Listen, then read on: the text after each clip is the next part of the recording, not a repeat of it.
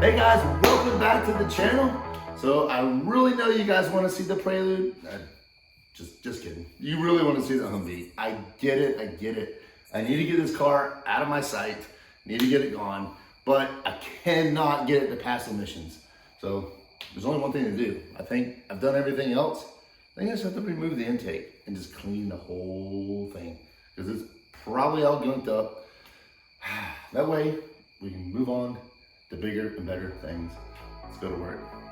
It's late. I've been working all day too. So guys, at least I have some lights. This is where these come in, remember? Okay, so I really don't know what else to do with this thing other than remove the intake right there. I've cleaned everything I can think of, everything, and it keeps popping a generic engine coat. Because I really need to get on this. It's bothering me at this point, but I have to get it done. I've taken on more projects and it's my own fault, but it also gives me some money for the Humvee, so I can't complain. And it will bring some money, even though I'm putting way more into this thing than I wanted to, including my time. But I haven't really messed with it in a while. It's actually running rough. I just cleaned the idler control valve. It's just on the intake, and it didn't help anything. So let's just take it off and just go from there. See what this thing brings to the table. So with the Prelude, it's got 6 of these ports. 1, 2, 3, 4, 5, 6. You can't see it. Those are probably gunked up really bad, especially how bad the EGR valve was. It's got some coolant here because I just cleaned the idler control valve and it was disgusting. It's got a little screen inside there. It was completely full of carbon. It's probably just nasty, like the whole thing. It's got 240,000 miles. It runs great once it's warmed up. I mean, it drives fine, but it just cannot get it to pass emissions. It idles really rough when you first start it. Not that big of a deal, and I'm sure it's this. If it's not, I mean, it could be a solenoid too, but I just think it's just gunked up. That's it. So let's grab some tools and get to work. All this for the state of Georgia, aka Metro Atlanta. Emissions. It doesn't even smoke.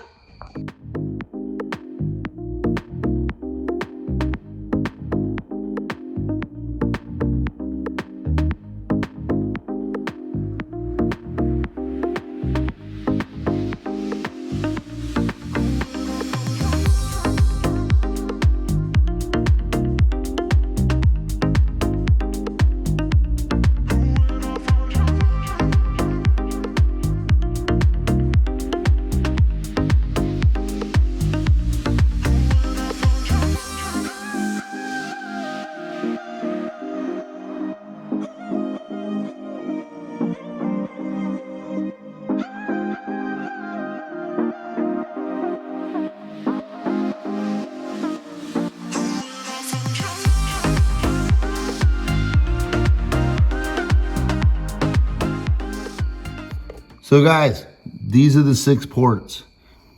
Pretty much all H22s and a lot of this year, early 2000s Hondas. They don't make these anymore, by the way. These plugs, they're almost like little freeze plugs. They don't make them. So you drill like a drywall screw in there, and you yank it out with a claw hammer. So what I've seen online, people just tap them and you run a bolt in there. Those, I guarantee you, are completely clogged, which is preventing the EGR from doing its job, which in turns throws a code. Because even if I pull the vacuum when the car's running, nothing changes with the EGR. Just confused on it. This is the idler control valve that I did clean already. I took this off earlier and it was disgusting. Cleaned it. I was like, you know what? That'll probably fix my idling issues. It didn't. But the car runs fantastic once it's warm, just cold. So that's kind of where I'm at. I mean, I haven't even been on this car 10 minutes and already got the fuel rail off. Not bad. Injectors, they actually look pretty decent. This is the only one that's odd. It's got 3 squirters on it. I don't know if they obviously put a different kind of injector on that one. Tell me, guys, Honda boys, let me know. I mean, should I replace the injectors? It obviously has nothing to do with the way the car runs, because the car, it pulls hard. I'm telling you right now, when this thing hits VTEC, it pulls, dude. It really does pull. At 5,500, it's like, wah, wah.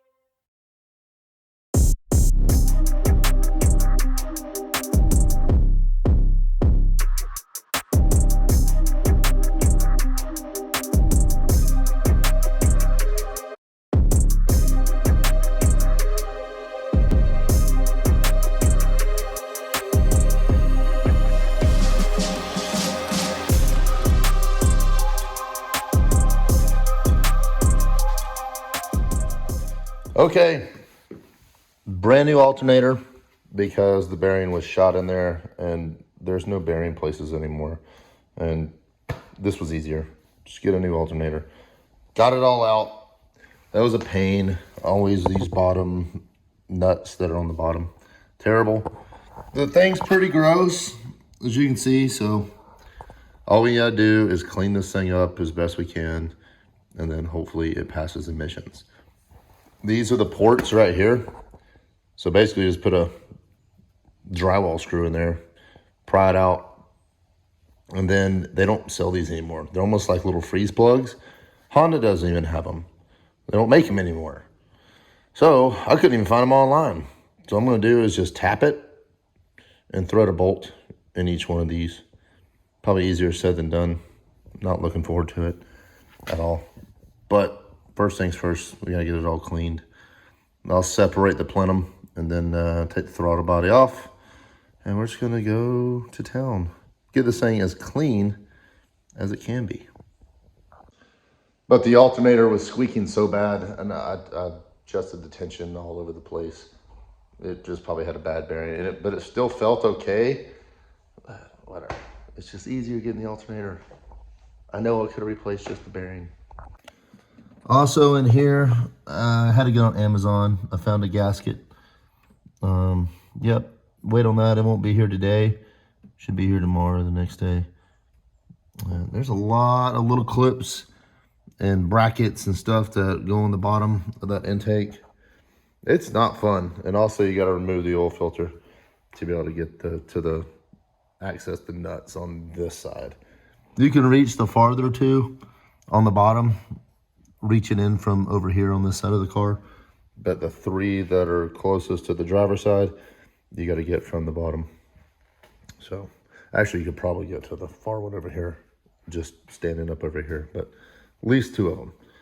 Then, so let's go ahead and put this alternator back on here, put the power steering pump back on, put the belts back on. It's not fun. This, where the bolt goes through here on the bottom of the alternator, it's just so tight. If I had smaller hands, I think it would be much easier, but it is a pain to put that alternator on. You would think it's right here, it's right out front, it should be simple. It's just a pain to get it started. And then once you get it started, to get tools on it that actually fit and configure. Obviously you have to use swivels and everything else. But this car is, I'm ready, put it that way. I'm ready for this thing to go down the road. Like, it'll go down the road anyway. I just want it to pass emissions, especially for whoever I sell it to. I definitely want them to have a decent car that they can drive, especially Metro Atlanta.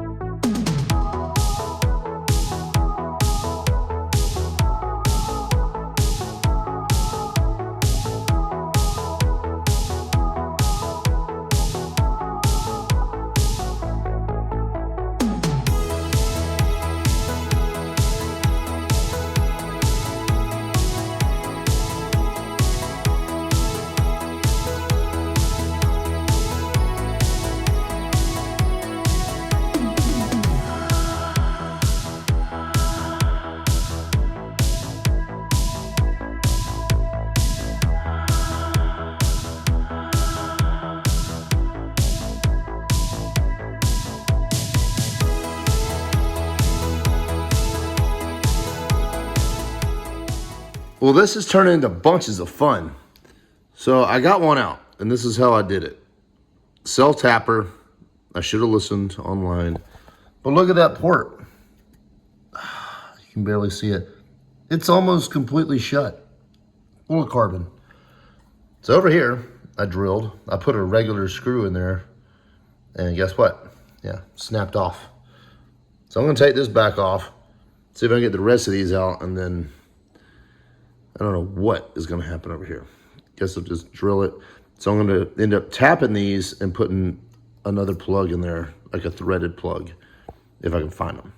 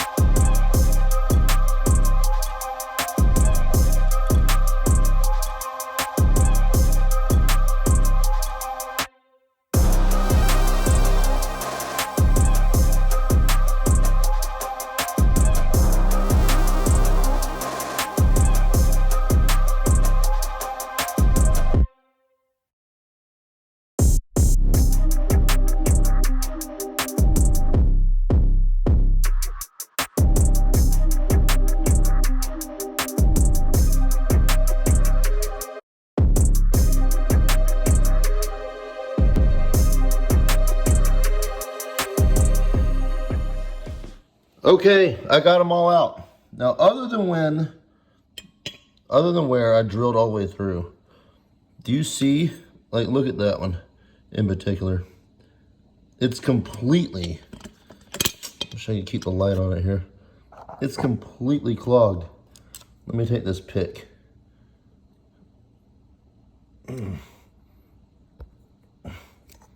Not anymore. That's how much gunk is inside this thing. So I got them all out. You know, I boogered up the side of that one a little bit where I broke that bolt off.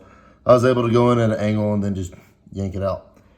So they are all completely out. Next will be to tap it and run a bolt in there. Which I don't have any. I'm gonna have to go to Home Depot or Lowe's and see if I can find something about that size and the correct plug. All I've got is, I don't have a metric tap set. All I got is a standard one.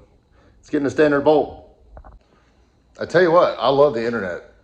There was no videos I saw on YouTube on pulling the plugs. A lot of people talk about them, but they never show them doing it. The internet's fantastic. It says, you know, pull like a man.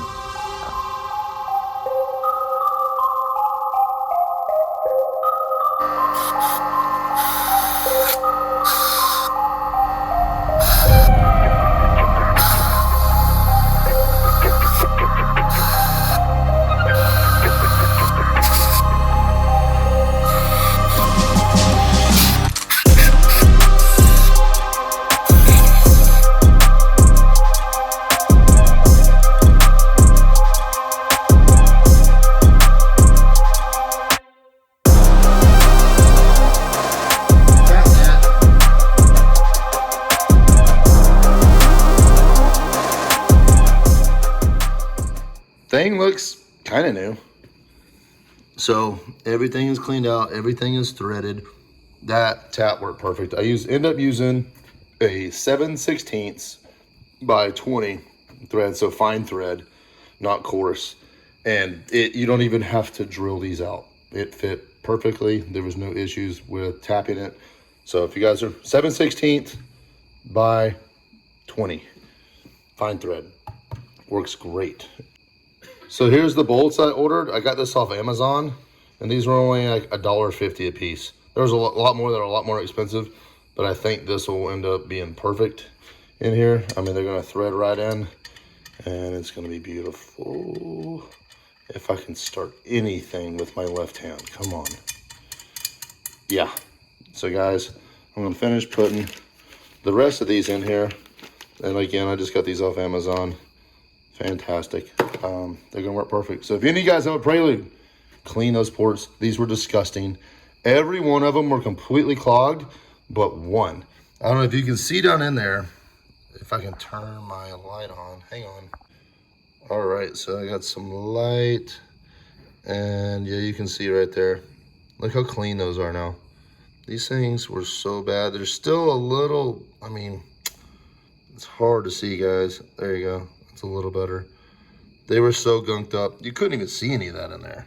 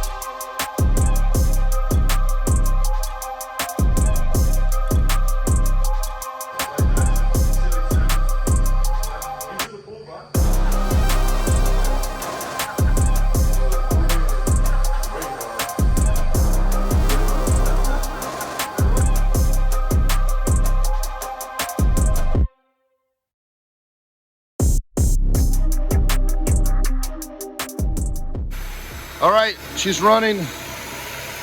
Sounding fantastic. That alternator, world of difference with that bearing that was in there. No engine codes.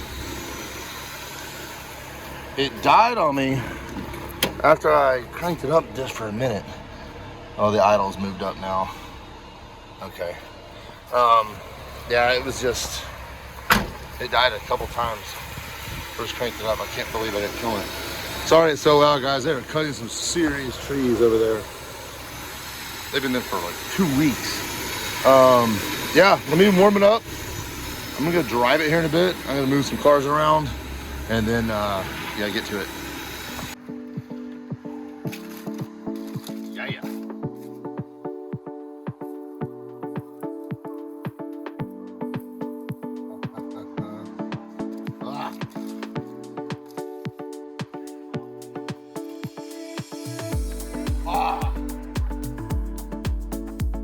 This is how you smoke the meats.